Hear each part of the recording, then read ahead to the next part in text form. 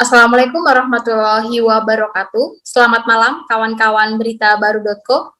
Berjumpa lagi bersama saya Novita Kristiani dalam program Millennial Talk yang diselenggarakan oleh berita baru.co dengan tema yang sangat luar biasa pada malam hari ini yang sedang ramai dibahas, dan tentunya telah hadir juga ketiga narasumber yang sangat luar biasa sesuai dengan bidangnya masing-masing. Dan pada malam hari ini kita akan membahas mengenai menakar penyelenggaraan pemilu 2024 di tengah pemulihan ekonomi nasional.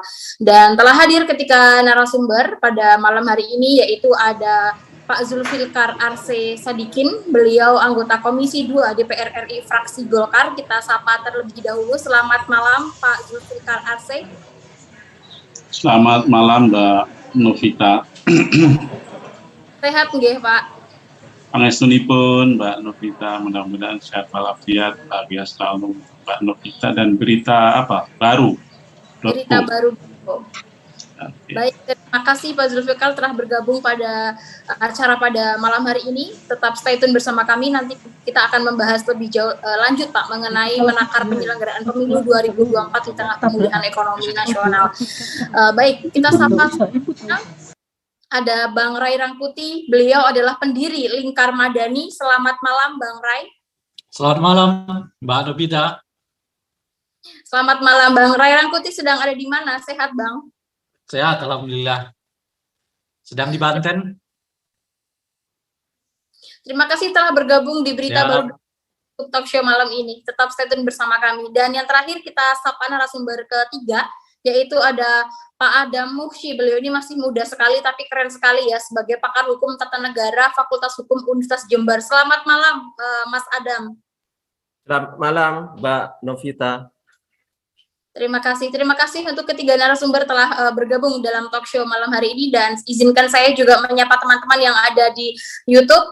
Teman-teman yang ada di YouTube nanti juga bisa untuk menitipkan pertanyaan atau menulis di kolom chat yang nantinya akan dipilih oleh admin untuk disampaikan secara langsung kepada narasumber. Baik teman-teman, pada malam hari ini kita akan membahas mengenai menakar penyelenggaraan pemilu di tengah pemulihan ekonomi. Yang kita tahu bersama bahwa pesta politik pemilu serentak 2024 akan menjadi sejarah karena akan digelar rangkaian pileg, pilpres, dan juga pilkada di tahun yang sama. Dan selain komplek, pemilu serentak 2024 ini juga akan menjadi ujian karena dihelat di tengah negara sedang berjuang memulihkan sektor ekonomi imbas dari pandemi COVID-19. Lalu bagaimana penyelenggaraan pemilu di tengah pemulihan ekonomi nasional? Kita akan bahas lebih lanjut pada malam hari ini. Teman-teman tetap stay tune bersama kami. Dan untuk yang pertama, saya ingin bertanya kepada tiga narasumber, yaitu mengenai bagaimana skema pemerintah dalam pemulihan ekonomi nasional tersebut pasca COVID-19. Apakah sudah optimal dan sudah efektif bagi pemulihan ekonomi, terutama di kalangan masyarakat? Baik, saya akan bertanya. Yang pertama saya akan persilakan kepada Pak Zulfikar dulu untuk menanggapi. Silakan Bapak.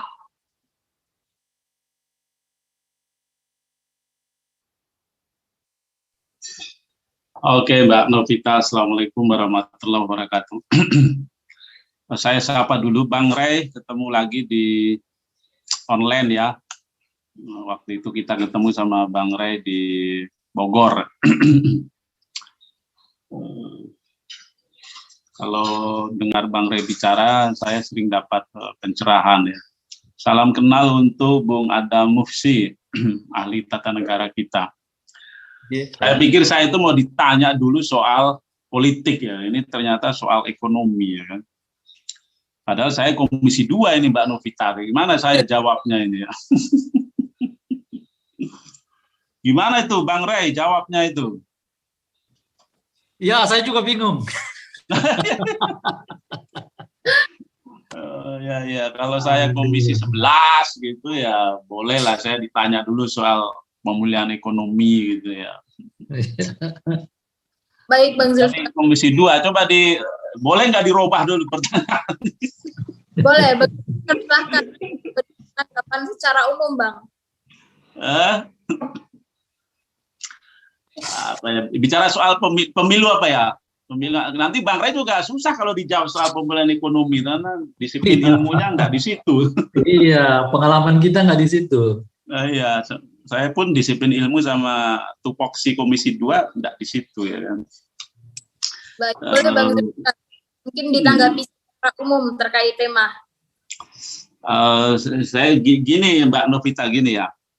Saya akan bicara sebagai anggota DPR RI, ya, sekaligus juga sebagai anggota MPR RI ya. Ini tema ini kan diangkat dari ya, wacana yang berkembang ya, lah ya, terkait dengan pemilu 2024. Nah, menurut saya ini senyapang ada Bang Ray dan Bung Adam Muhsi ya. Sebagai anggota DPR sekaligus sebagai MPR, nampaknya ke depan kita harus bisa melakukan refleksi atas apa yang sedang terjadi saat ini. Ya.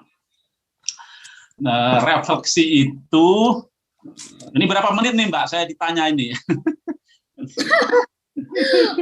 Dan tanggapan secara umum mungkin 5 menit pertama Bang Zulfikar. Oh, 5 menit itu. Nah, oke, begini ya. Refleksi itu harus kita mulai dari pertama nih ya. Ini karena 5 menit pertama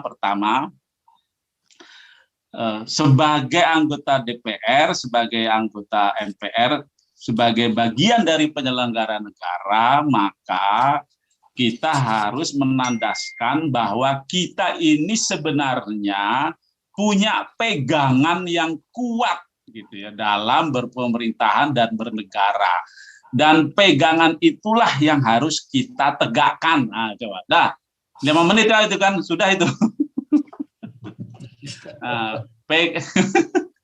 Dalam bicara soal pemilu ya kan, lebih khusus lagi pemilu 2024, pegangan kita itu pertama Undang-Undang Dasar, ya kan?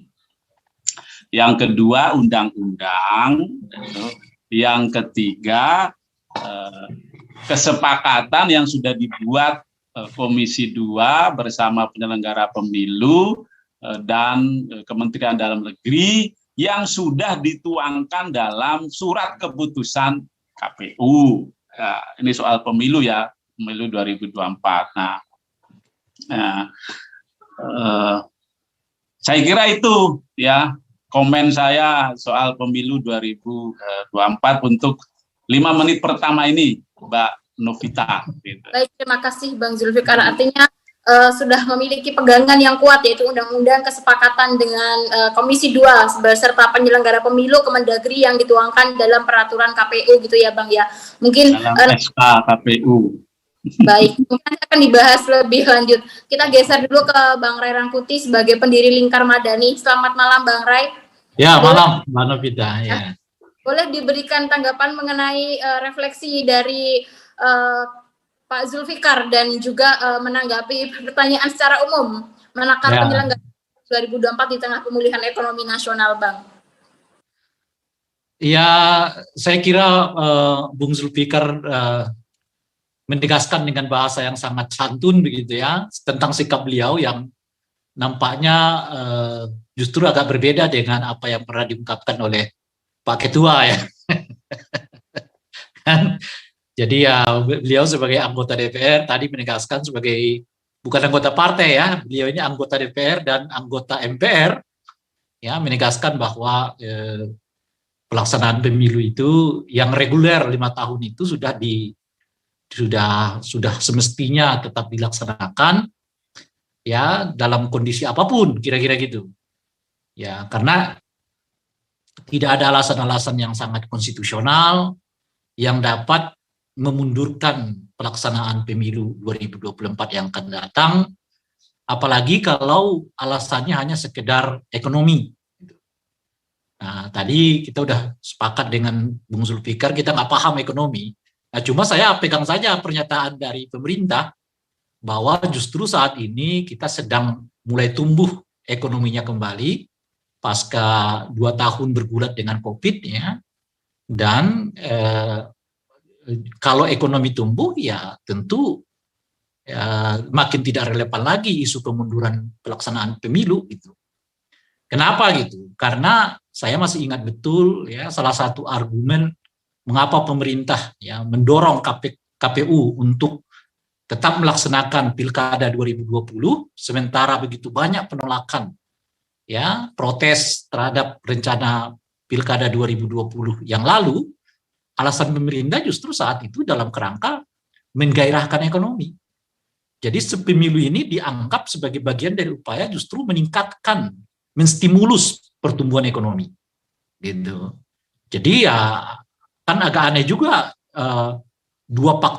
satu faktor yang sama tapi dipakai untuk dua faktor yang saling bertabrakan gitu. Kan nggak gimana yang menjelaskan itu. Gitu. Jadi kan saat itu COVID sangat melanda kita ya tahun 2020 itu, apalagi variannya sangat keras itu, varian Alpha ya saat itu, tapi pemerintah tetap menginginkan pelaksanaan pilkada dilaksanakan tahun 2020 setelah ditunda beberapa bulan dari tahun 2019 mestinya gitu.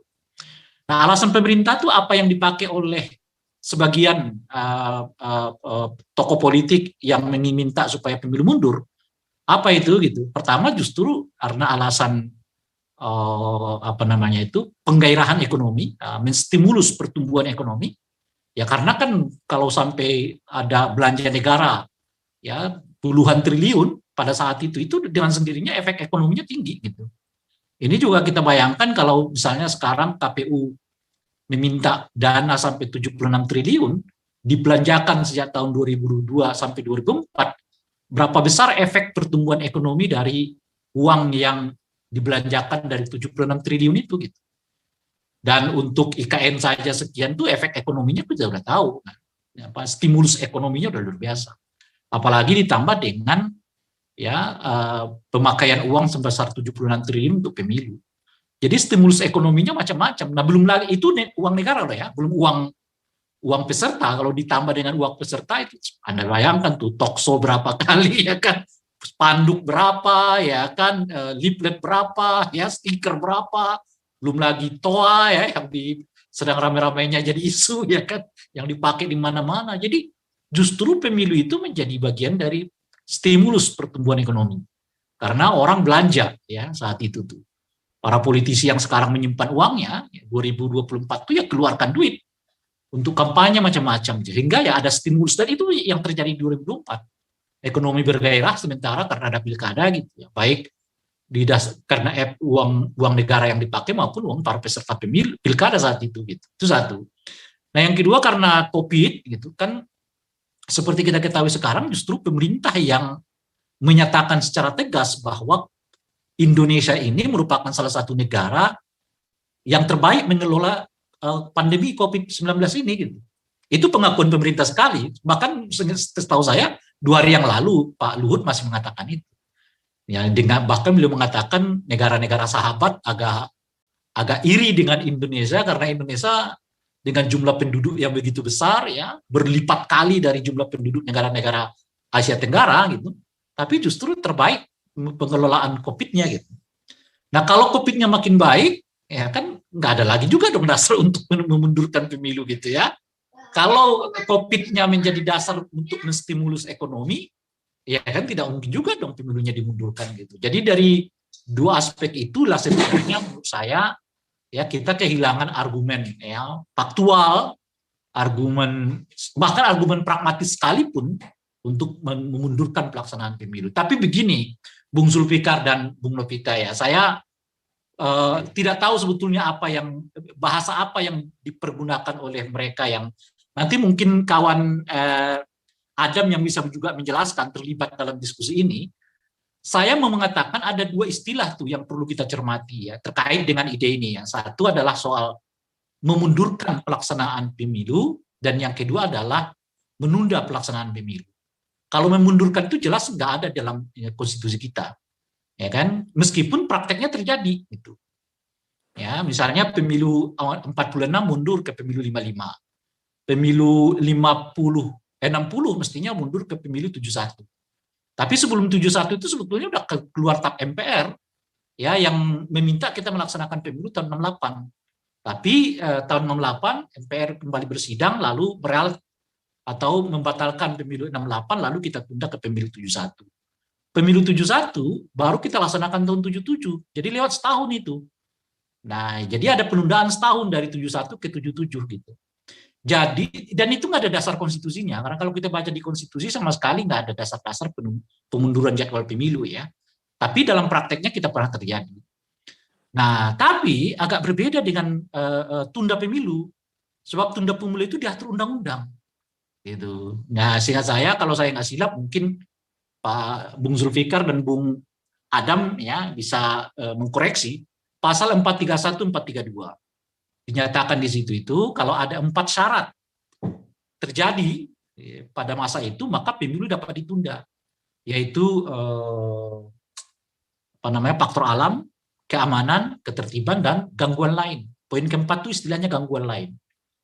Nah, jadi kalau ada 4 faktor ini, pemilu dapat ditunda keseluruhannya dan dapat ditunda sebagian dari tahapan gitu.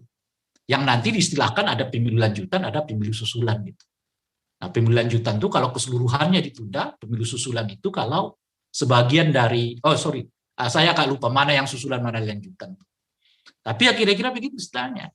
Nah, jadi kalaupun sekarang misalnya banyak orang yang menolak memundurkan jadwal pemilu, ya karena itu akan bertabrakan dengan konstitusi, karena konstitusi kita tidak mengenal istilah memundurkan jadwal pemilu. Dan kewenangan pemunduran jadwal pemilu itu tidak berada di tangan eksekutif, legislatif, tapi di tangan KPU gitu ya. Tapi kalau penundaan pemilu ya bisa diatur oleh undang-undang. Dan efeknya sama, yaitu pemilu tidak dilaksanakan pada waktu yang telah ditentukan gitu. Nah, dua istilah ini menurut saya harus betul-betul kita perhatikan, karena boleh jadi pemilu mundurnya, ya isunya agak turun sekarang ya, setelah Presiden mengatakan kekeh dengan konstitusi gitu ya, tapi tidak dengan sendirinya penundaan pemilu itu berhenti gitu, karena masih ada istilah pemilu lanjutan dan istilah pemilu susulan. Nah, itu dulu sebagai pemantik Mbak Novita. Oke, terima kasih Bang Ray Rangkuti. Tadi yang menjadi adalah pemilu menjadi stimulus, dan juga pemerintah setelah mengalami keberhasilan mengklaim menjadi keberhasilan mengalami 2019 dan juga tidak ada sebetulnya di konstitusi memundurkan pemilu. Nah, ini nanti juga saya akan bertanya ke Bang Ray mengenai menjadi stimulus, sedangkan tadi kan banyak belanja negara dan lain sebagainya, dan juga banyak dana-dana yang ditarik belanja parpol, yang kemudian ini akan beredar di pasar dan juga meningkatkan inflasi dan lain sebagainya. Tahan dulu, tapi saya akan ke Mas Adam dulu. Mas Adam sebagai pakar hukum tata negara FH UNED, tadi sempat disinggung bahwa memundurkan tidak ada dalam konstitusi, Bang. Bagaimana tanggapannya sebagai pakar hukum mengenai hal ini? Baik, Mbak Novita, sebelumnya terima kasih. Sebelumnya saya sapa dan salam kenal juga untuk Pak Zulfikar Arsy Sadikin dan Bang Ray Rangkuti. Ini saya baru pertama kali satu forum dengan dua orang hebat ini. Saya siap untuk belajar pada forum pertama ini bertemu dengan beliau berdua. Nah, sama sebenarnya jawaban-jawaban elegan dari baik dari Pak Zulfikar Arsy Sadikin, yang kemudian saya tangkap beliau itu kemudian dalam forum ini memakai seragam sebagai anggota DPR. Beliau itu menyambung dari Bung Ray Rangkuti cukup cerdas dalam hal ini, karena tidak tidak berangkat dari yang sempat disinggung oleh Bay Rangkuti, berangkat dari baju partai gitu. Karena kalau dari baju partai ada sudah seperti publik ketahui bahwa ketuanya itu sudah menyatakan dukungan untuk melakukan penundaan pemilu. Nah, sama sinergis dengan Pak Zulfikar, baik Pak Ray Rangkuti, ketika ditanya secara umum antara relasi penundaan pemilu dengan masalah ekonomi, saya juga agak bingung karena itu bukan bidang saya. Akan tetapi mungkin ada korelasi sedikit, ada sebuah benang merah antara pemulihan ekonomi dengan pemilu. Ketika misalnya saya kaitkan bahwa negara Indonesia itu adalah sebuah negara yang menganut konsep welfare state, yaitu sebuah negara kesejahteraan. Artinya di sini kemudian negara punya kewajiban untuk mensejahterakan rakyat atau mensejahterakan masyarakatnya. Nah, dalam rangka untuk mensejahterakan masyarakat atau rakyatnya ini, kemudian negara diberikan kekuasaan-kekuasaan, kewenangan-kewenangan untuk melakukan ikhtiar-ikhtiar berupa tindakan-tindakan pemerintahan. Nah, ini yang kemudian nyambung dengan ketika misalnya ada alasan penundaan untuk dalam rangka pemulihan ekonomi. Akan tapi itu kemudian bisa tentu saja bisa dipertanyakan. Ini sudah dipertanyakan oleh publik. Bagaimana mungkin seperti misalnya telah disampaikan dalam secara empiris realita terkini seperti disampaikan oleh Bung Rai tadi, dikatakan bahwa pemerintah sudah mengklaim bahwa pertumbuhan ekonomi pasca COVID ini ketika COVID ini meledak itu sudah mulai tumbuh. Itu klaim dari pemerintah sendiri. Kemudian yang kedua juga terkait dengan pandemi. Pandemi juga sudah diklaim oleh pemerintah sendiri bahwa sudah teratasi gitu. Sudah teratasi sehingga kemudian bisa ditekan penyebaran, apalagi sekarang sudah dikatakan juga oleh pihak pemerintah, semoga saya tidak keliru, bahwa Omikron ini sudah tidak berbahaya meskipun penyebarannya sangat masif gitu, akan tapi sudah tidak terlalu bahaya seperti misalnya Delta gitu, karena Omikron sudah resikonya sudah tidak terlalu tinggi gitu. Nah, berangkat dari itu kemudian sangat tidak relevan misalnya kemudian alasan pandemi maupun pemulihan ekonomi kemudian dijadikan alasan untuk penundaan pemilu. Apalagi misalnya melihat pengalaman bahwa di tengah krisis ekonomi itu sudah pernah dilakukan pemilu, misalnya tahun 98. Itu bukan cuma Indonesia yang diterpa oleh krisis moneter, akan tapi itu krisis moneter menerpa dunia global, di negara-negara lain, termasuk di Asia Tenggara. Kan tapi waktu itu kemudian Indonesia setahun dari itu malah menyelenggarakan pemilu sukses, dan itu sukses dilakukan oleh Indonesia. Yang kedua juga disampaikan oleh Pak Raya Rangkuti tadi, yaitu pilkada tahun 2020. Di tengah penolakan, kuatnya penolakan publik karena ketika itu Delta sedang ganas-ganasnya, itu pemerintah masih maksa ngotot untuk melaksanakan penyelenggaraan pilkada. Nah, sangat tidak logis kemudian ketika Delta sudah mulai pulang ke rumahnya, kemudian Omikron bergeser pada Omikron yang katanya risikonya ini tidak terlalu tinggi, kemudian ada alasan-alasan untuk melakukan penundaan pemilu. Itu mungkin terkait dengan masalah ketika ditanya secara umum terkait dengan korelasi antara pemulihan ekonomi dengan penundaan pemilu ini. Nah, ini tentu saja juga yang berikutnya yang perlu saya sampaikan, juga tidak ada garansi atau tidak ada jaminan misalnya kemudian alasan untuk melakukan pemulihan ekonomi. Apakah ada jaminan ketika misalnya ditunda kemudian misalnya presiden tetap sampai waktu ditundanya pemilu ini, artinya misalnya ditunda 1 tahun 2 tahun, apakah ada jaminan kemudian ekonomi bisa pulih? Jangan-jangan kemudian ketika dilakukan pemilu bisa kemudian presiden berikutnya bisa lebih banter untuk melakukan pemulihan ekonomi. Itu mungkin sekedar pengantar dari saya, Mbak Novita. Terima kasih.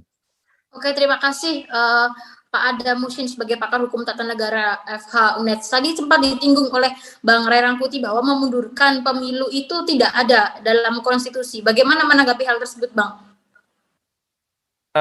Baik, sangat tepat apa yang dikatakan oleh Bung Ray, bahwa secara konstitusional itu tidak ada yang namanya penundaan. Secara tegas dalam hal ini konstitusi telah di pasal 22E ayat 1 secara tegas telah mengatur atau menentukan bahwa pemilu itu dilaksanakan 5 tahun sekali.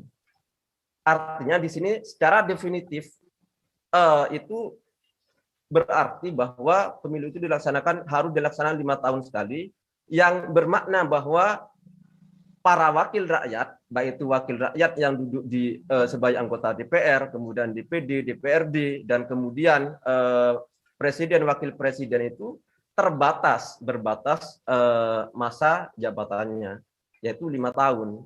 Nah, ini ketika dalam perspektif hukum administrasi dikatakan bahwa kekuasaan atau kewenangan itu dibatasi oleh 3 hal, yaitu yang pertama substansinya, kemudian yang kedua masalah wilayah atau lokusnya, dan yang ketiga itu masalah waktu atau tempus. Nah, ini terkait dengan waktu dalam pasal 22E ayat 1 Undang-Undang Dasar 45 sudah jelas secara definitif dilaksanakan secara 5 tahun. Ini secara umum ketika bicara tentang wakil rakyat yang dalam hal ini saya artikan bahwa semua yang dipilih rakyat itu semuanya wakil rakyat, termasuk presiden dan wapres itu wakil rakyat dalam definisi ini karena dipilih oleh rakyat. Nah, dalam konteks khusus presiden itu juga harus dimaknai di pasal 22E ayat 1 harus dilakukan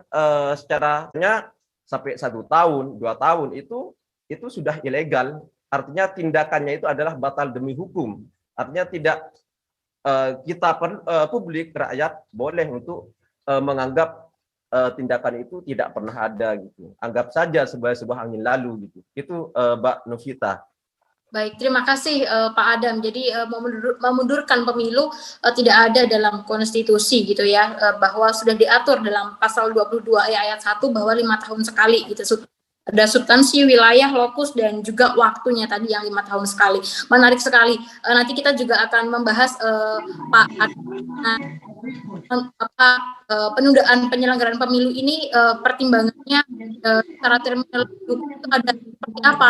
Apakah itu dampaknya kepada ekonomi dan lainnya? Nanti kita akan membahas itu lebih lanjut. Tapi saya akan kembali ke Pak Zulfikar dulu.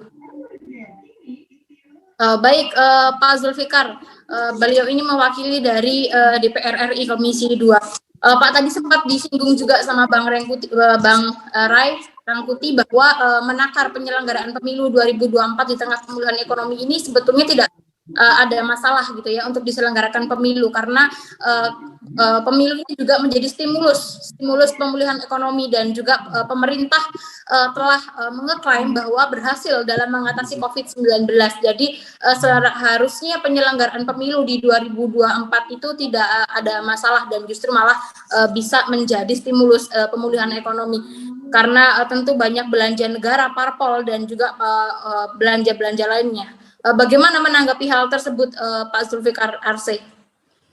Silakan Bapak. Ya, saya tidak ada yang berbeda lah sama Bang Ray ya. Sebenarnya statement saya tadi itu sudah saya sampaikan juga di banyak media, terakhir di Kumparan ya, itu sudah saya sampaikan. Setuju, kita ini sebenarnya ada istilah penundaan. Tadi disampaikan ya, penundaan pemilu. Kalau terjadi 4 hal tadi. Jadi Bang Ray udah saya tambahi pasal 31, pasal 32, dan pasal 33 Undang-Undang 7 2017. Bahkan kalau itu mencapai 4 hal itu tadi mencapai di 40% provinsi dan 50% pemilih tidak bisa menggunakan hak pilihnya, atas usul KPU Presiden bisa menunda seluruhnya gitu ya. Ada itu di pasal 33 ayat 3 ya. Nah itu. Tapi saya nggak akan ke sana lebih lanjut. Saya hanya ingin mengatakan lagi soal refleksi yang kedua ini, ya kan? Refleksi yang kedua, Mbak Novita ya. Setelah kejadian ini ya kan, dan statement saya yang di refleksi pertama itu, ayolah kita semua nih ya, penyelenggara negara, termasuk masyarakat, termasuk civil society ya, Bang Ray juga ini ya kan. kita fokus mengawal pemerintahan Jokowi Ma'ruf sampai 2024. Ya kan? Katakanlah kita DPR gitu ya, atau orang partai, apalagi pendukung presiden, ya kan, ya kita pastikan program-program yang belum bisa dituntaskan, program-program yang harus diselesaikan, ya harus bisa berhasil dilaksanakan sampai 2024 ini. Terlebih lagi kita lihat ada yang menarik dari sosok Pak Jokowi ini. Apa menariknya? Walaupun sudah periode kedua, dan periode kedua ini periode terakhir bagi beliau, ya kan, beliau tetap ingin menunjukkan kinerja yang makin bagus. Ini menarik ini. Mungkin Bang Rey nanti bisa cerita ya. Ya, menarik ini bagi kita itu. Berarti kan beliau ingin meninggalkan legacy yang baik. Beliau bahkan menurut saya ingin diteladani oleh generasi mendatang. Kalau kita nanti suatu saat dipercaya menjadi chief eksekutif, mau di nasional, mau di daerah, provinsi, kabupaten, kota, gitu, kita bisa terpilih 2 kali, ya 2 kali itu kita gunakan sebaik-baiknya untuk bekerja menghasilkan karya dan prestasi, gitu. Tidak perlu berpikir cukup 1 periode gitu, atau periode kedua cukup leha-leha, gitu, enggak, gitu ya. Ini refleksi yang kedua saya ya. Refleksi yang ketiga ini, mudah-mudahan saya boleh nih Bang Rey membuat refleksi, ya kan? Iya. Benar. Ya kan? Ya, refleksi yang ketiga gini ya. Janganlah kita ini mempertanyakan, bahkan menyangsikan gitu ya, apa yang sudah diucapkan oleh Presiden Republik Indonesia sebagai kepala negara, kepala pemerintahan terkait pemilu 2024 ini. Apalagi beliau sudah sampai 3 kali gitu ya. Ini ya kalau saya sih saya hormatilah begitu, hormati, dan kita jaga, kita dukung gitu. Kita dukung untuk beliau benar-benar tegak dengan komitmen dan konsistensi beliau itu. Kan ini yang diinginkan oleh generasi milenial kan, Bang Rey ya, termasuk Bung Adam ini kan. Ya kan, termasuk ya yang diinginkan oleh orang Muslim lah kan begitu. Kalau sudah A ya A, kalau sudah B ya B, kalau sudah C ya C kan gitu. Nah, ayo itu kita hormati gitu. Jangan seperti yang saya bilang tadi itu malah kita pertanyakan, bahkan kita sanksikan. Nggak benar itu, apa iya itu, aduh bagaimana itu kan. Itu ya. Lalu ini refleksi yang keempat nih, ini mungkin yang terakhir lah, refleksi yang keempat ini ya kan.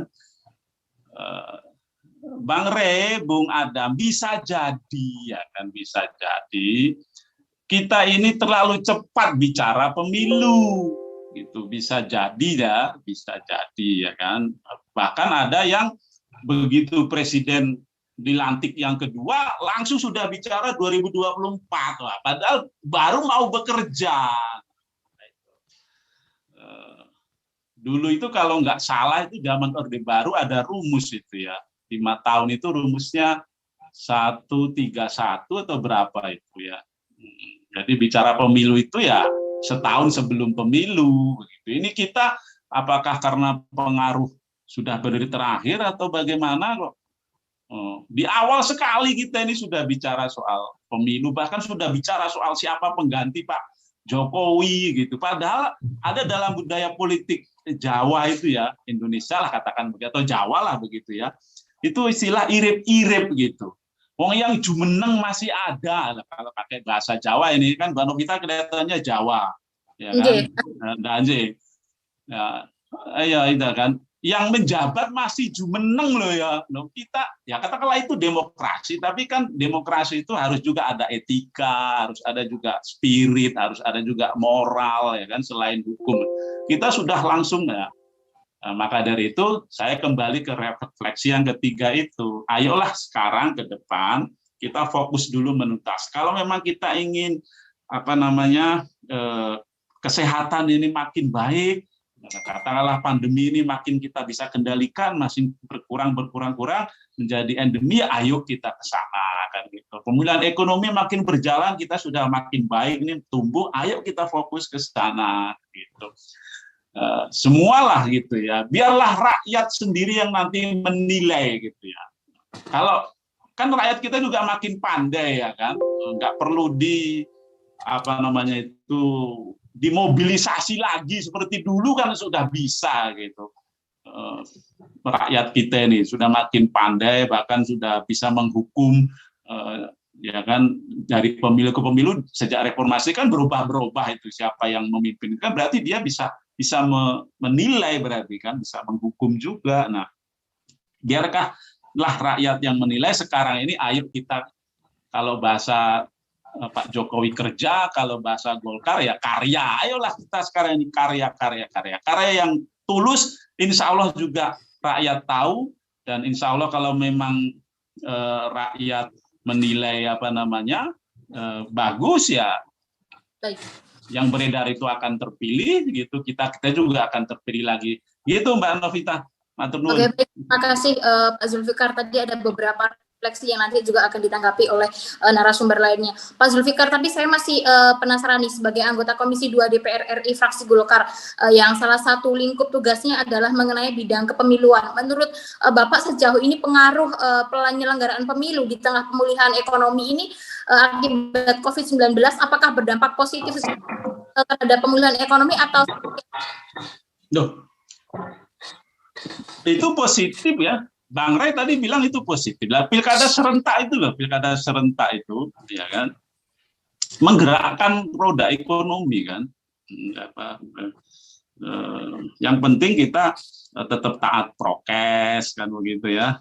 Tetap tahu diri bahwa kita masih dalam keadaan COVID-19 itu, dan roda ekonomi juga sudah mulai berputar. Nah, kalau ada uang yang dibelanjakan tadi dari negara, dari peserta, ya itu juga semakin menggerakkan roda ekonomi, terutama UMKM ya, itu bergerak. Nah itu saya setuju lah. Dan pengalaman kita memang tidak pernah menjadikan tidak punya uang itu alasan. Kita selalu punya uang untuk membangun, untuk pemilu kita selalu punya. Saya setuju itu, tidak pernah. Jadi menurut saya tadi itulah, ayo fokus saja, dan bagi penyelenggara ya ayo siapkan PKPU-nya begitu kan. 20 bulan itu kan tahun ini Februari, Maret, April, Mei, Juni kalau nggak ada Juli lah itu 20 bulan sebelum 14 Februari itu. Nah, teman-teman penyelenggara sebentar lagi kan ada yang baru dilantik, nah, siapalah PKPU-nya lebih cepat, lebih baik, konsultasi lagi dengan DPR bersama pemerintah, udah fokus ke sana aja, buatkan PKPU masing-masing tahapan itu yang memberikan solusi bagi terhadap persoalan yang selama ini kita hadapi kan gitu. Baik. Nah, itu Mbak Novita. Baik Pak Zulfikar, artinya penundaan pemilu karena pemulihan ekonomi sudah tidak relevan ya Pak ya, maksudnya nggak ada masalah gitu ketika penyelenggaraan pemilu di tahun 2024 itu diselenggarakan, karena pilkada 2020 dan lain sebagainya pernah juga menyelenggarakan pemilu ketika pandemi, begitu nggih Pak? Nggih, so must go on mawon. Mantap, terima kasih Pak Zulfikar Arsy. Saya bergeser dulu ke Bang Ray Rangkuti sebagai pendiri Lingkar Madani. Terima kasih Bang Ray. Bang Ray masih stay tune bersama kami menanggapi hal tersebut, refleksi beberapa hal bahwa ya kita harus mengawal program Jokowi Makro sampai dengan akhir, kemudian juga hal terlalu cepat untuk membicarakan pemilu. Bagaimana Bang Ray menanggapi hal tersebut? Jadi ya kalau ditanya ya tadi misalnya pertanyaan Mbak Novita itu apakah pemilu merupakan ancaman terhadap pemulihan ekonomi gitu, jawabannya justru oleh pemerintah sendiri nyatakan tidak gitu. kalau belajar dari kasus pilkada. Jadi pemerintah justru mengatakan pilkada merupakan cara untuk menaikkan, ya, menstimulus pertumbuhan gitu. Karena akan ada efek pembiayaannya begitu besar, sehingga dengan begitu akan ada istilahnya itu ya, penggunaan uang, pembelanjaan uang yang sebagainya itu dalam pelaksanaan pemilu gitu. Jadi kalau disebut apakah pemilu akan mengganggu pertumbuhan ekonomi, ya pemerintah yang jawabnya, bukan saya. Kalau melihat pilkada itu justru sebaliknya kata pemerintah. Pemilu dan pilkada itu merupakan bagian dari stimulus bagi pertumbuhan ekonomi gitu ya. Tapi kalau kita coba selidik lagi ya, sebetulnya apa sih yang dikhawatirkan oleh para pengusaha yang disuarakan oleh ketua-ketua partai kekhawatiran terhadap pelaksanaan pemilu itu? Kan lebih pada gejolaknya sebenarnya gitu. Jadi mereka membayangkan kalau nanti pemilu, ya pilpres, kalau suasana pemilu dan pilpresnya itu seperti 2014, 2019, ya itu memang mengkhawatirkan, itulah kira-kira bagi bayangan mereka itu. Jadi jangan sampai situasi pemilu kita seperti pemilu 2014, seperti pilkada di DKI Jakarta, dan juga pemilu 2019 yang lalu. Bukan pada aspek pengelolaan teknis ya, misalnya ada kecurangan ini, kecurangan itu kan relatif sudah lebih bisa kita tangani. Ya. Tapi pada penggunaan isu SARA, misalnya, penggunaan isu identitas yang dikhawatirkan karena itu terjadi pembelahan di tengah masyarakat yang mengakibatkan pembelahan itu bukan sekedar pembelahan, tetapi juga berefek terhadap dendam politik. Gitu. Memang kita rasakan tuh pilkada DKI sampai sekarang ya, masyarakatnya terbelah aja antara yang disebut sebagai istilahnya itu ya, kadrun gitu ya, istilah kadrun, istilah apa gitu. Sampai sekarang susah disembuhkan. Lalu bersinambung dengan Pilpres 2019 yang lalu. Ya. Nah itu yang kayaknya dikhawatirkan oleh para pengusaha-pengusaha itu. Jadi kalau sampai kemudian tidak terkelola, nah kalau itu ya, kapan waktu pun akan terjadi, nggak ada hubungannya itu dengan Pilpres 2014. Faktanya ya 2014 nggak ada suasana apa ya kegiatan seperti itu terjadi.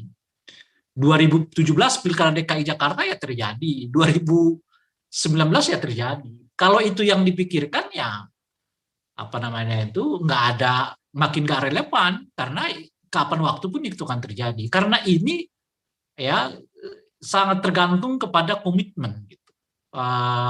Istilahnya itu ya, para peserta pemilu sendiri mau mempergunakan isu-isu sensitif seperti itu untuk meraup suara atau tidak gitu. Nah, dalam kerangka itulah yang perlu mungkin diyakinkan kepada mereka yang khawatir pemilu 2024 itu akan menimbulkan gejolak politik karena sentimen SARA misalnya gitu ya. Yang perlu kita yakinkan kepada mereka itu adalah mengoptimalkan kinerja pengawasan pemilu. Dalam hal ini Bawaslu gitu. Oke. Ya, saya sendiri tidak tidak memungkiri hal yang seperti itu akan terjadi dan bacaan saya kuat. Nggak usah kita nunggu 2024 deh gitu. Sekarang aja udah mulai terasa kok situasi itu. Ya, masalah TOA udah mulai berlanjut-lanjut sampai sekarang ya. Saya nggak tahu sampai berapa jilid ini masalah TOA gitu loh kira-kira tuh. Nah, itu betul. Nah, di sini menurut saya penegakan hukum, kesadaran peserta pemilu, ya kan, kemudian juga antisipasi para Bawaslu itu yang jadi kuncinya gitu. Tapi itu tidak bisa dijadikan sebagai alasan untuk menunda atau memundurkan jadwal pemilu gitu. Kalau itu alasannya ya. Kecuali alasannya kan katanya misalnya yang berkembang seperti tingkat kepuasan sekian persen, tingkat kepuasan itu fluktuatif. Nggak bisa dijadikan juga tolak ukur untuk menunda pelaksanaan pemilu. Kan 2021 yang lalu kan agak turun Pak Jokowi. 2019, 2020 malah lebih turun lagi. Naik di 2022. Tapi 2023 belum tentu itu naik juga. Jangan-jangan turun juga gitu. Jadi yang kalau yang soal kepuasan itu ya naik turun, ukurannya tahunan. Oleh karena itu ya nggak bisa dijadikan alasan untuk menunda ataupun memundurkan jadwal pemilu. Kalau itu misalnya alasannya. Nah, Baik. kalau alasannya adalah IKN atau program-program strategis perlu tetap dikawal, nah saya menyebutkan tadi ya di dalam satu webinar yang lain, itulah pentingnya program-program strategis itu didistribusikan sebagai kepentingan bangsa gitu. IKN misalnya, kelihatan dalam sejauh pengamatan saya, terkesan itu proyek ambisiusnya presiden, bukan proyek bangsa gitu. Nah, oleh karena itu mungkin perlu kita dorong bagaimana proyek ikan ini dijadikan sebagai proyek kita sebagai bangsa, bukan proyeknya Pak Presiden khususnya. Sehingga dengan begitu, ya kita merasa berkewajiban untuk memastikannya ada pemindahan ibu kota negara ke tempat yang baru gitu. Nah itu salah satu ininya menurut saya tanggapan saya terhadap ide-ide, alasan-alasan, argumentasi ya khususnya di bidang ekonomi. Kalau bidang ekonomi itu nggak klop deh ya, argumen-argumennya justru dengan apa yang disampaikan oleh apa yang disampaikan oleh pemerintah. Lah pemerintahnya merasa naik, kok ekonominya kok malah kita merasa bahwa mencekam gitu. Kalau dikatakan bisa merosot karena pemilu, justru di Pilkada 2020 ekonomi naik karena ada stimulus ekonomi akibat penggunaan uang negara yang begitu besar. Gitu. Baik. Itu Mbak Nagunda. Baik, terima kasih Bang Rarangkuti yang menjadi catatan pemilu dan pilkada menjadi stimulus pertumbuhan ekonomi. Tidak ada kaitannya dengan tingkat kepuasan terhadap presiden itu sifatnya fluktuatif dan perihal IKN ini harus didistribusikan sebagai kepentingan bangsa. Menarik sekali Bang Rai, tapi ini ada pertanyaan dari teman-teman yang sedang menonton di YouTube dari kawan kita yaitu Pak Kolil. Pertanyaan untuk Bang Rai, menurut Mahfud MD, Presiden sudah menyetujui pemilu digelar pada 14 Februari 2024 yang sudah disetujui oleh KPU, DPR, dan pemerintah. Nah, apakah itu sudah mempertegas posisi pemerintah terkait isu penundaan pemilu itu sendiri, Bang Rai? Saya ada dua alasannya. Pertama soal sikap pemerintah itu sendiri, ya. Kan memang bukan kali pertama kita dengar itu, setahun yang lalu kan juga kita udah dengar, bahkan Presiden mengatakan ini kok seperti saya dijerumuskan begitulah istilahnya gitu ya oleh Presiden. Tapi sudah berkali-kali Presiden berbicara itu kok lingkaran Presidennya sendiri yang seperti tetap ngotot, ya kan? Istilahnya ada perpanjangan jabatan Presiden, ada perpanjangan periode Presiden gitu. Nah kan kita jadi bertanya-tanya, ini bagaimana sih? Justru ya presidennya udah mengatakan berulang kali tidak mau, tapi kok para pendukungnya sendiri loh itu. Kan belum ada orang luar yang mengatakan itu kan? Ya 3 periode, adalah sedikit 3 periode itu orang luar misalnya gitu ya.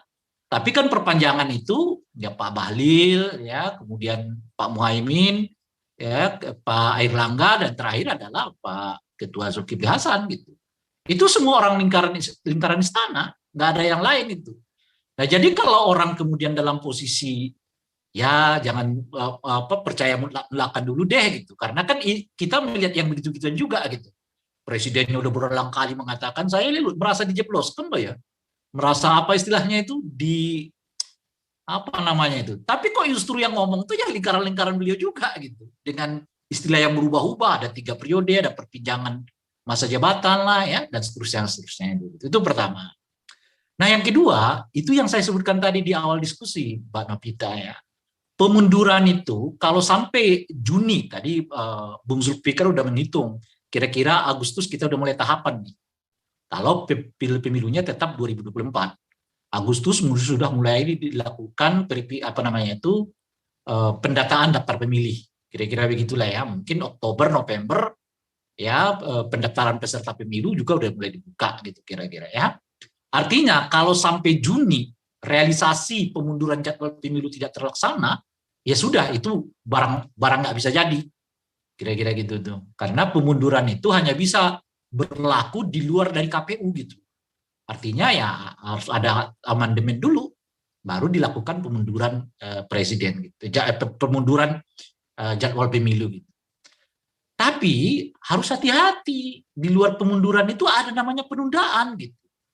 Dan penundaan itu cukup melalui pernyataan KPU. Jadi kalau KPU mengatakan, tentu setelah mendapat masukan dari berbagai pihak ya, salah satunya dari pemerintah, dari peserta pemilu, ya macam-macam dan seterusnya itu gitu. Lalu KPU menyatakan tidak dapat melanjutkan tahapan pemilu, ya itu ditunda.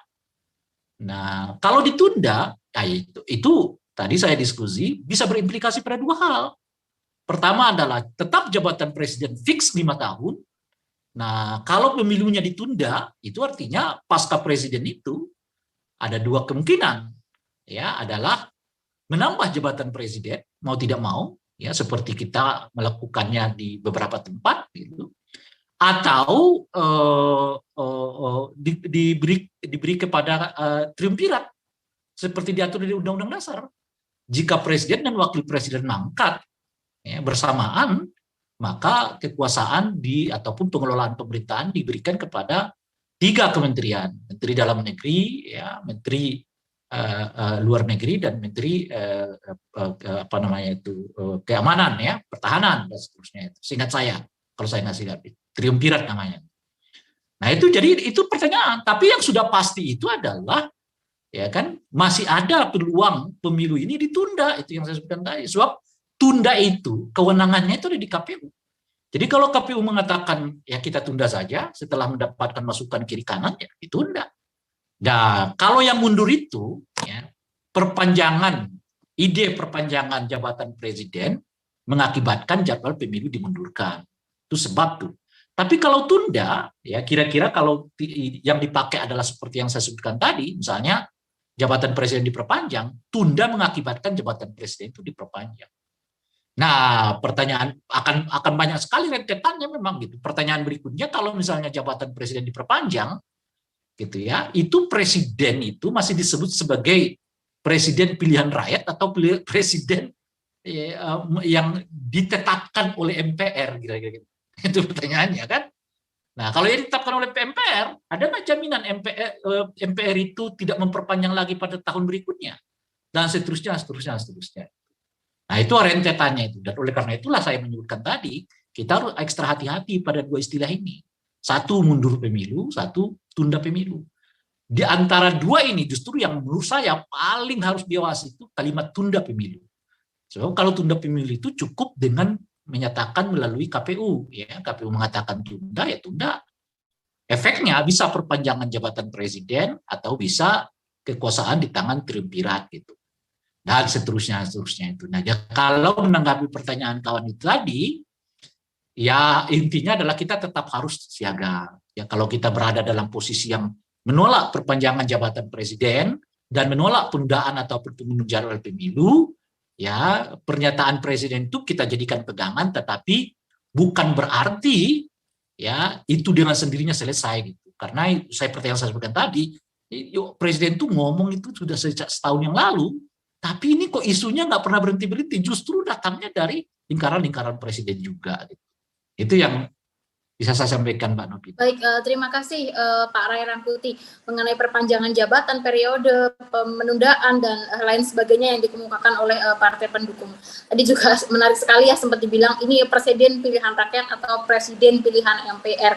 Nah ini nanti menarik sekali, tetap stay tune bersama kami Pak Ray, karena juga ada beberapa pertanyaan yang belum sempat saya bacakan, tapi saya akan geser dulu ke Pak Adam sebagai Hukum Tata Negara perwakilan dari FH UNED. Pak Adam masih stay tune bersama kami, Pak.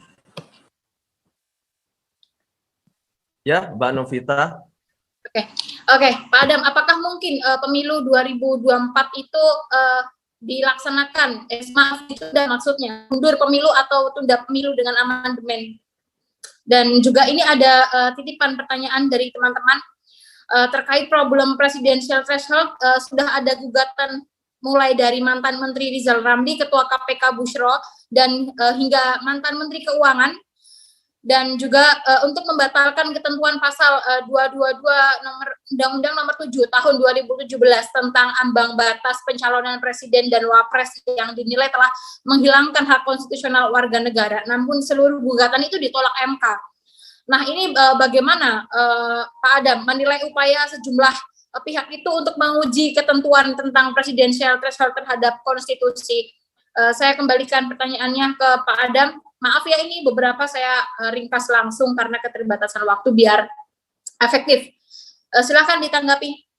Baik, Mbak Novita, terkait dengan yang pertama, terkait dengan penundaan itu dalam perspektif saya itu sama saja gitu. Ketika ada pemilu itu ditunda atau diundur, itu implikasi secara hukum sama, yaitu dia sangat berkaitan dengan masalah perpanjangan kekuasaan presiden, di mana masa jabatan presiden itu secara konstitusional sudah fix, sudah definitif ditentukan dalam pasal 7 Undang-Undang Dasar 45, yaitu 5 tahun. Itu 5 tahun. Artinya ketika membaca tentang pemilu itu secara hukum harus dibaca secara sistematif, yaitu dilakukan penafsiran sistematis bahwa pasal 22E ayat 1 itu secara sistematis dibaca juga dengan ketentuan pasal 7. Artinya di sini sangat terkait dengan perpanjangan masa jabatan presiden. Dan nah, itu ketika berbicara tentang perpanjangan masa jabatan presiden itu adalah sebuah tindakan inkonstitusional. Nah, ketika terjadi seperti ini dalam kacamata saya itu ini akan menjadi sebuah pintu masuk bagi bertahtanya absolutisme kekuasaan di Indonesia. Artinya ketika ini dilakukan, wacana penundaan pemilu ini dilakukan, benar-benar dilaksanakan, itu bagi saya itu sebuah pintu masuk bagi bertahtanya absolutisme kekuasaan eksekutif gitu. Nah, ini yang jangan sampai terjadi. Meskipun sebenarnya saya melihat kalau dari pihak pemerintah sebenarnya tidak ada wacana-wacana yang keluar dari pihak eksekutif sebenarnya. Dari pihak pemerintah nggak ada. Ini malah seperti disampaikan oleh Bang Ray tadi itu, ini malah berasal dari lingkaran presiden yang berasal dari parpol. Yang saya baca kalau tidak keliru dari Ketua PKB, kemudian Ketua Golkar, kemudian kalau nggak salah dari PAN juga.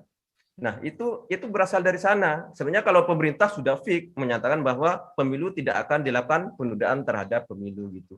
Karena implikasinya menurut saya mau mundur mau ditunda itu sama saja. Secara hukum konsepnya itu adalah sangat terkait dengan masalah perpanjangan kekuasaan presiden, di mana seperti saya sampaikan tadi bahwa kekuasaan itu selain dibatasi substansinya, kemudian lokusnya ini dibatasi juga masalah tempusnya, yaitu waktunya gitu. Jadi tidak boleh kemudian ini dilanggar, karena ketika terjadi pelanggaran terhadap pembatasan kekuasaan ini akan menjadi pintu masuk bagi bertahtanya absolutisme gitu. Itu yang pertama. Kemudian terkait dengan ambang batas pemilihan presiden itu sebenarnya ini sangat terkait dengan kalau yang saya baca dari putusan MK terkait dengan masalah ini, itu sejak awal yang saya baca, yang saya mengerti dari MK itu, dalam pertimbangan hukum putusan MK ratio decidendi-nya itu menyatakan bahwa ini sebuah open legal policy. Ini menjadi wilayah kewenangan dari pihak legislatif yang kemudian MK tidak punya hak, tidak punya kewenangan untuk masuk ke sana.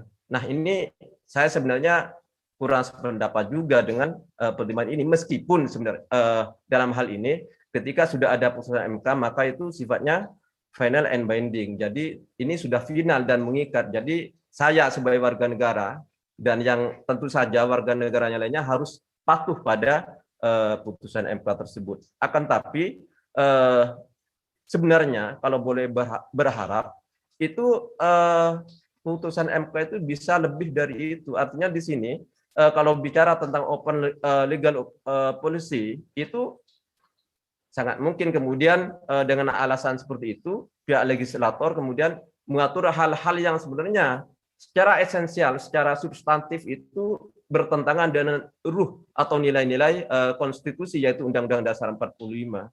Nah, ini saya melihat dalam hal ini sebenarnya memang secara formal itu memang beralasan ketika misalnya MK menyatakan bahwa itu termasuk bagian dari open legal policy, artinya ini menjadi wilayah kewenangan dari pihak pembentuk undang-undang, yaitu pihak legislatif dan pemerintah. Akan tapi saya melihat bahwa itu sebenarnya MK punya kewenangan untuk menganulir itu. MK sebagai negatif legislator punya kewenangan untuk itu gitu.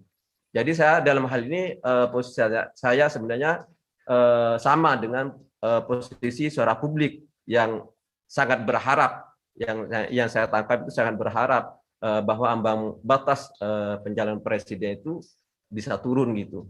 Kalau saya boleh berharap bisa 0% gitu, Mbak Novita. Itu dari saya, terima kasih. Baik, terima kasih. Menarik sekali pernyataan dari Pak Adam sebagai pakar hukum tata negara UNED. Tadi juga dijelaskan bahwa mundur atau ditundanya pemilu itu sama saja. Kemudian juga tadi dijelaskan bahwa kalau misalnya diundur atau ditunda, ini justru akan bertahannya absolutisme kekuasaan eksekutif, dan ini juga digaungkan justru oleh partai-partai pendukung meskipun presiden telah menyatakan untuk sesuai konstitusi dan lain sebagainya, artinya masih ada peluang gitu ya. Dan juga mengenai tadi presidensial threshold yang ditanyakan oleh kawan kami di beritabaru.co serta maaf penonton di YouTube gitu ya, harapannya turun gitu, mewakili suara publik tadi Bang Abdam katanya ya, ambang batas thresholdnya kalau bisa malah 0% gitu. Oke, nanti juga hal ini akan ditanggapi oleh Pak Zulfikar. Kita akan bergeser ke Pak Zulfikar terlebih dahulu. Bang Zulfikar Arsy Sodikin sebagai anggota Komisi 2 DPR RI fraksi Golkar. Bang, masih stay tune bersama kami ya. Ya, Mbak. Ini ada pertanyaan dari kawan-kawan kami yang menonton secara live streaming di YouTube. Kepada Bang Zulfikar untuk mengafirmasi kembali, sekedar ingin mengafirmasi apa benar yang disampaikan Mahfud dan juga Presiden dan juga KPK dan DPR sudah membicarakan pemungutan suara pemilu digelar pada 14 Februari 2024. Iya, sudah kita putuskan itu. Bahkan sudah ada SK KPU bahwa pileg pilpres 24 Februari, 14 Februari, 14 Februari, Valentine Day itu jadi Election Day ya kan, 14 Februari 2024, dan bahkan untuk pilkada 27 November 2024. Udah. Oke, Pak Zulfikar sebagai Komisi 2 DPR RI yang bekerja sama ya, yang berpegang teguh pada konstitusi dan juga bekerja sama dengan beberapa Komisi 2 bekerja sama dengan kesepakatan Komisi 2 penyelenggara dan juga Kemendagri dan juga KPU. Apakah memungkinkan Bang peluang tadi kan seperti disinggung peluang KPU ditunda ini masih ada gitu, masih ada peluang bahwa penyelenggaraan pemilu ini ditunda sampai 2024 tergantung pada KPU-nya. Bagaimana Bang Zulfikar menanggapi hal tersebut? Nah, gini, di Undang-Undang 7 2017 itu ada norma. Ini saya bacakan, tadi udah disampaikan oleh Bang Rey sebenarnya di bab 14 soal pemilu lanjutan dan pemilu susulan, ya kan? Pasal 431, 432, 433 ya. Di pasal 433 ini pemilu lanjutan dan pemilu susulan dilaksanakan setelah ada penetapan penundaan pelaksanaan pemilu ya. Pasal 431-nya dalam hal di sebagian atau seluruh wilayah negara kesatuan Republik Indonesia terjadi kerusuhan, gangguan keamanan, bencana alam atau gangguan lainnya yang mengakibatkan sebagian tahapan penyelenggaraan pemilu tidak dapat dilakukan pemilu lanjutan. Lalu 432 ayat 1, dalam hal di sebagian atau seluruh wilayah negara kesatuan Republik Indonesia terjadi kerusuhan, gangguan keamanan, bencana alam, atau gangguan lainnya yang mengakibatkan seluruh tahapan penyelenggaraan pemilu tidak dapat dilakukan pemilu susulan. Nah, ini pasal 433 ayat tiganya ini tadi sudah saya singgung juga Mbak Novita, dalam hal pemilu sebagai dimaksud dalam pasal 431 ayat 1 dan pasal 432 ayat 1 yang tadi saya bacakan, tidak dapat dilaksanakan di 40% jumlah provinsi dan 50% dari jumlah pemilih terdaftar secara nasional tidak dapat menggunakan haknya untuk memilih, penetapan pemilu lanjutan atau pemilu susulan dilakukan oleh Presiden atas usul KPU. Jadi ada norma itu, ini norma antisipatif gitu ya, norma antisipatif. Jadi kalau kondisi objektifnya ada terkait dengan 4 itu, lalu 4 itu terjadi di tadi yang saya sampaikan itu menyangkut itu juga, yaitu pemilu lanjutan, pemilu susulan, ya kan. Nah, jadi menurut saya Mbak Novita, ini Bang Rey, ya sebenarnya Bang Rey ini secara tidak langsung ngajari saya juga ya. Kalau kita ini berpemerintah, bernegara, ikut peribahasa Jawa itu apa itu? Ada peribahasa Jawa ini karena Mbak Novita orang Jawa itu. Desa mawa cara, negara mawa tata, itu enak gitu ya. Ya, enak. Dan menurut saya ini refleksi yang kelima lah. Ke depan itulah yang kita perlukan supaya pelembagaan institusionalisasi kita gitu. Dan sebenarnya kan konsolidasi demokrasi itu mengarah ke sana. Terlebih memang Undang-Undang Dasar kita ini sudah jejak nih ya, berbeda dengan undang-undang ini bahasa Jawa juga, ini sudah jejak dan sudah ajak melaksanakan itu. Nah, tinggal ke depan ya ayolah itu kita lestarikan, kita lembagakan. Nah, itu. Menurut saya itu Mbak Novita. Baik. Sudah jejak wis ajek nih Pak. Iya, sudah jejak dan ajek gitu. Ya Pak, mau desa mau coro ya Pak ya. Iya, negara mau toto, desa mau coro kan gitu. Jadi pemilu ini berarti dapat ditunda dengan alasan-alasan seperti bencana alam, kemudian gangguan lain yang seperti dijelaskan di undang-undang tadi. Pemilu ini ditunda karena meskipun sudah sesuai konstitusi dan lain sebagainya, tapi tetap masih ada peluang. Nah, ini bahasanya jangan ada peluang gitu, Mbak. Kalau bahasanya ada peluang, kita mengharap gangguan ini dong, mengharap apa namanya itu? Kerusuhan, gangguan keamanan, bencana alam atau gangguan, jangan begitu. Jangan begitu kalimatnya, Mbak. Nanti Bang Ray bisa nggak setuju itu kalau kalimatnya gitu, kok ada peluang itu. Berarti kita ini dong, dongake lah bahasa Jawa. Dongake ono gangguan berarti ini kan. Gitu ya.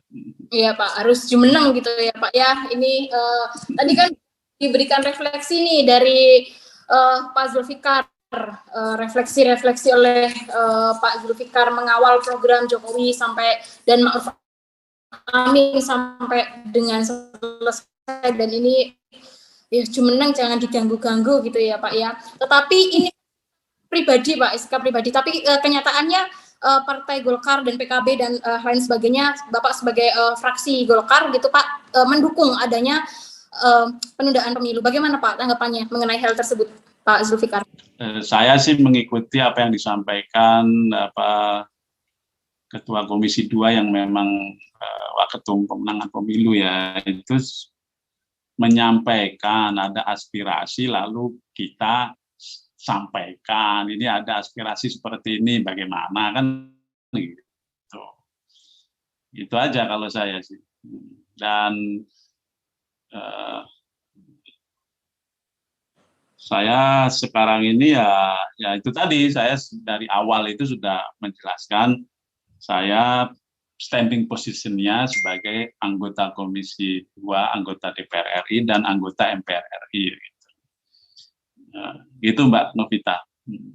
Baik, terima kasih Pak Zulfikar. Jadi mengikuti Komisi 2. Pak Zulfikar dan juga Pak Ray dan Pak Adam, karena keterbatasan waktu, jadi kesempatan sekaligus dengan closing statement.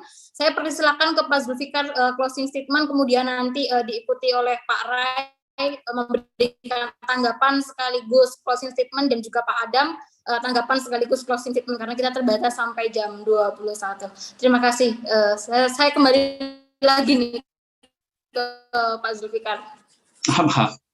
Mbak Lovita apa? Ya, closing untuk statement. Ya, mungkin saya ini aja dari sisi prosedur aja dulu ya, demokrasi prosedural dulu. Kita sudah ajak, sudah jejak ya, norma kita sudah jejak, pelaksanaannya sudah ajak mengikuti norma itu. Ya, ayo itu kita lestarikan ya. Lalu dari sisi demokrasi substansi ya, kita sudah hampir berapa puluh tahun ini ya menapaki jalan demokrasi yang sesungguhnya lah begitu ya. Ya, mindset dan kultur set kita itu harus kita sesuaikan gitu ya. Sekali kita setback,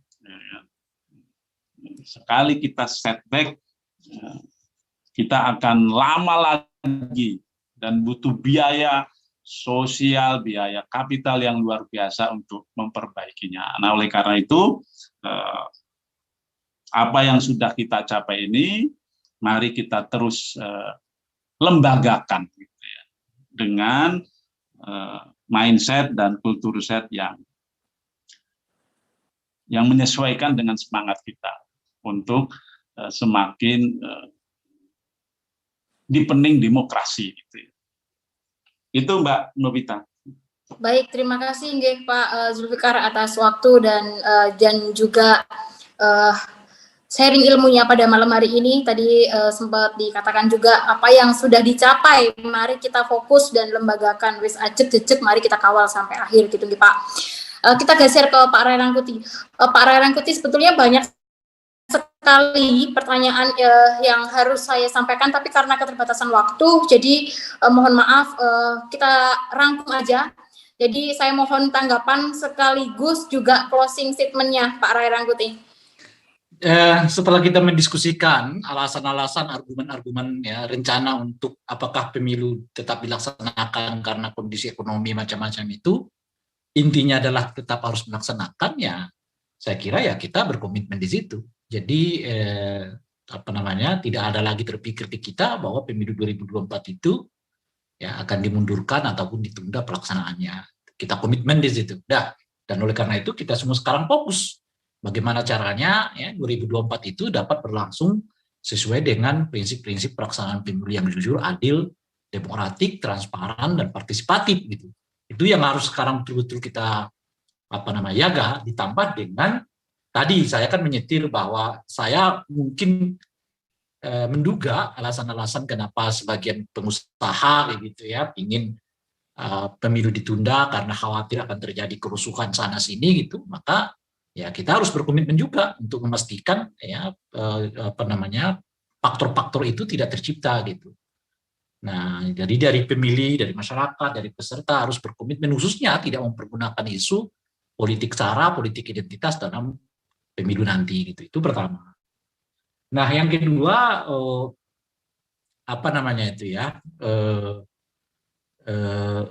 kita betul-betul ditantang ya menurut saya untuk mengingat kembali sejarah ya. Nah, dan dalam bahasa yang lain agar tidak bermain-main lah dengan isu soal perpanjangan masa jabatan. Kenapa gitu? Apakah tidak cukup sejarah mengajarkan kepada kita 2 kali kita mengalami tragedi politik dan tragedi kemanusiaan yang luar biasa akibat ya jabatan presiden yang terlalu panjang. Orde lama pindah ke Orde Baru, tragedi politik dan tragedi kemanusiaan yang sampai sekarang ya kan nggak sembuh-sembuh. Dari Orde Baru ke Orde Reformasi, tragedi politik dan kemanusiaan yang luar biasa besarnya. Nah, ya efeknya karena masa jabatan presiden yang terlalu panjang. Nah, oleh karena itu, saya pribadi mengingatkan agar kita jangan deh mainin ini isu-isu soal perpanjangan waktu ini jabatan presiden ini gitu. Karena ya jabatan presiden yang terlalu panjang telah mengakibatkan korban kemanusiaan dan korban politik yang begitu besar dalam sejarah politik kita gitu. Apalagi wabil khusus lagi kepada saya yang kebetulan ya saya adalah pemimpin mahasiswa yang pertama kali menduduki gedung DPR MPR itu. Saya pertama kali yang membawa ribuan, ya hampir 3.000-an lebih mahasiswa, umumnya berasal dari Ciputat, ya UIN, ya, Muhammadiyah, ya ITI, gitu. Datang pertama kali jam 10 menduduki gedung DPR menuntut Soeharto dimundurkan gitu. Yang salah satu tonggak dari ya, tuntutan itu adalah ya pembatasan kewenangan dan durasi masa jabatan presiden. Nah, oleh karena itu saya mau katakan ide tentang 2 periode dengan 5 tahun masa jabatan itu adalah salah satu tonggak ya amanah reformasi. Itu sebagai pelakunya tahun 98 itu, kalau itu diutaati lagi karena alasan-alasan yang sama sekali tidak dalam konteks menguatkan kualitas demokrasi, tapi semata-mata karena ada tingkat kepuasan segini dan seterusnya itu gitu, saya nyata-nyata menolak ide ya perpanjangan masa jabatan presiden, dan dengan sendirinya saya menolak pemilu 2024 yang akan datang. Itu Mbak Novita. Terima kasih Pak Rangkuti atas waktu, ilmu, dan juga penjelasannya untuk bergabung bersama kami di beritabaru.com malam hari ini. Kita langsung ke Pak Adam dari Fakultas Hukum UNED. Masih stay tune bersama kami Pak Adam. Tentu saja Mbak Novita. Baik, sama dengan Pak Zulfikar dan juga Pak Rai, tentunya banyak sekali ini pertanyaan mengenai kajian-kajian hukum yang ditujukan kepada, yang masuk dan ditujukan kepada Pak Adam, tetapi karena keterbatasan waktu, saya mohon tanggapan dan juga closing statement-nya untuk mengakhiri diskusi pada malam hari ini. Baik, Mbak Novita, sedikit mungkin dari saya, ada 2 hal yang mungkin perlu saya sampaikan di closing statement ini. Yang pertama, saya sinergis dengan Bang Rai Rangkuti bahwa saya secara tegas menolak ide atau wacana penundaan pemilu ini, karena menurut saya jangan main-main dengan wacana ini, dengan wacana penundaan pemilu ini, karena ini selain sangat tidak beralasan, ini sangat terkait dengan masa perpanjangan kekuasaan para wakil rakyat, terutamanya adalah perpanjangan kekuasaan presiden dan wakil presiden. Nah, ini tentu saja saya tegaskan kembali seperti saya sampaikan tadi di awal, bahwa kenapa saya menolak secara tegas penundaan pemilu ini, karena ini akan menjadi sekali lagi akan menjadi pintu masuk bagi bertahtanya absolutisme di Indonesia. Itu yang pertama. Kemudian yang kedua, saya kalau boleh ini, tapi saya ini dalam perspektif hukum tentu saja, bukan secara politis. Ini saya mengapresiasi misalnya sikap dari beberapa partai yang lainnya, seperti misalnya PDIP yang kemudian secara tegas menolak harapan yang menjadi kunci untuk tidak terlaksananya ide penundaan pemilu ini. Ini sebuah harapan yang dari saya juga mungkin akan diikuti oleh partai-partai lain untuk tetap konsisten untuk menolak penundaan pemilu ini, karena ini kunci, sebuah kunci untuk tidak terjadinya perpanjangan masa jabatan presiden, yang tentu saja itu kembali pada apa yang saya sampaikan pertama, yaitu menjadi pintu masuk bagi bertahtanya absolutisme di Indonesia. Itu saja Mbak Novita, terima kasih. Baik, terima kasih Pak Adam Muhsyi. Menjadi bertahtanya absolutisme kekuasaan eksekutif, dan tadi juga sempat disinggung bahwa mewakili suara publik harusnya ambang batas threshold ini diturunkan gitu. Oke, terima kasih kepada ketiga narasumber, ada Pak Zulfikar Arse, ada Bang Ray Rangkuti, dan juga ada Pak Adam Muhsyi. Terima kasih sekali para kawan-kawan yang telah menonton acara pada malam hari ini. Terima kasih. Tadi saya menarik sama pernyataannya Pak Zulfikar. Wes ajek, mari kita kawal sampai akhir demokrasi ini. Apa yang sudah dicapai, mari kita fokus dan lembagakan. Dan juga tadi banyak sekali statement-statement dari Bang Ray Rangkuti dan juga dari ilmu-ilmu dari Pak Adam Muhsyi yang teman-teman apabila masih belum sempat untuk menonton pada talk show pada malam hari ini tadi karena ketinggalan dan lain sebagainya, teman-teman bisa untuk menonton siaran ulang di beritabaru.co, di YouTube beritabaru.co, dan jangan lupa like dan subscribe. Sekali lagi saya ucapkan terima kasih kepada ketiga narasumber. Mohon maaf apabila banyak kesalahan. Wassalamualaikum warahmatullahi wabarakatuh. Waalaikumsalam. Waalaikumsalam. Bung Zulfikar. Bang Ray siap, kita tunggu lagi Sampai ketemu pencerahannya. lagi lain waktu ya, insya Allah.